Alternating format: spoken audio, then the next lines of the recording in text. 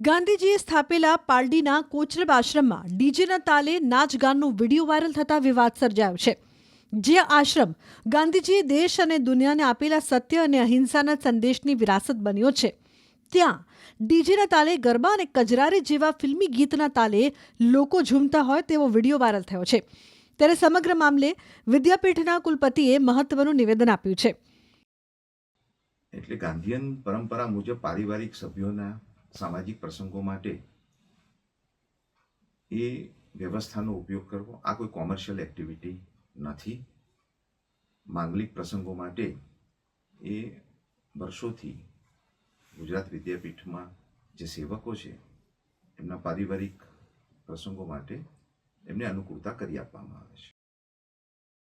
મહત્વનું છે કે અમદાવાદનો સાબરમતી આશ્રમ અને પાલડી નજીક આવેલો કોચરબ આશ્રમ એ મહાત્મા ગાંધીજીની કર્મભૂમિ છે, જ્યાંથી ગાંધીજીએ સત્યાગ્રહની શરૂઆત કરી હતી।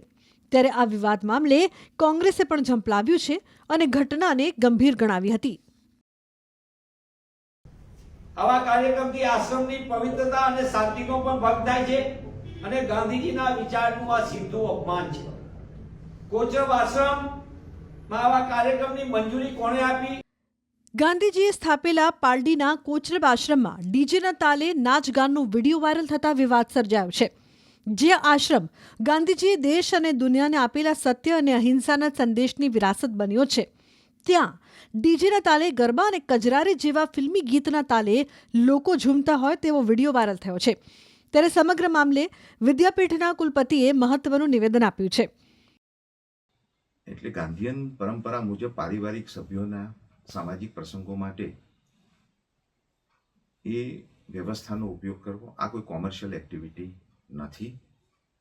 માંગલિક પ્રસંગો માટે એ વર્ષોથી ગુજરાત વિદ્યાપીઠમાં જે સેવકો છે એમના પારિવારિક પ્રસંગો માટે એમને અનુકૂળતા કરી આપવામાં આવે છે। મહત્વનું છે કે અમદાવાદનો સાબરમતી આશ્રમ અને પાલડી નજીક આવેલો કોચરબ આશ્રમ એ મહાત્મા ગાંધીજીની કર્મભૂમિ છે, જ્યાંથી ગાંધીજીએ સત્યાગ્રહની શરૂઆત કરી હતી। ત્યારે આ વિવાદ મામલે કોંગ્રેસે પણ ઝંપલાવ્યું છે અને ઘટનાને ગંભીર ગણાવી હતી। આવા કાર્યક્રમથી આશ્રમની પવિત્રતા અને શાંતિનો પણ ભંગ થાય છે અને ગાંધીજીના વિચારનું આ સીધું અપમાન છે। કોચરબ આશ્રમમાં આવા કાર્યક્રમની મંજૂરી કોણે આપી? ગાંધીજીએ સ્થાપેલા પાલડીના કોચરબ આશ્રમમાં ડીજેના તાલે નાચગાનનો વિડીયો વાયરલ થતા વિવાદ સર્જાયો છે। જે આશ્રમ ગાંધીજીએ દેશ અને દુનિયાને આપેલા સત્ય અને અહિંસાના સંદેશની વિરાસત બન્યો છે, ત્યાં ડીજેના તાલે ગરબા અને કજરારે જેવા ફિલ્મી ગીતના તાલે લોકો ઝૂમતા હોય તેવો વિડીયો વાયરલ થયો છે। ત્યારે સમગ્ર મામલે વિદ્યાપીઠના કુલપતિએ મહત્વનું નિવેદન આપ્યું છે। એટલે ગાંધીયન પરંપરા મુજબ પારિવારિક સભ્યોના સામાજિક પ્રસંગો માટે એ વ્યવસ્થાનો ઉપયોગ કરવો આ કોઈ કોમર્શિયલ એક્ટિવિટી નથી।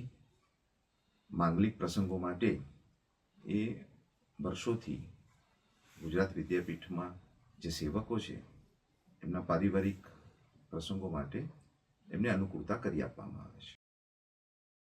મહત્વનું છે કે અમદાવાદનો સાબરમતી આશ્રમ અને પાલડી નજીક આવેલો કોચરબ આશ્રમ એ મહાત્મા ગાંધીજીની કર્મભૂમિ છે, જ્યાંથી ગાંધીજીએ સત્યાગ્રહની શરૂઆત કરી હતી।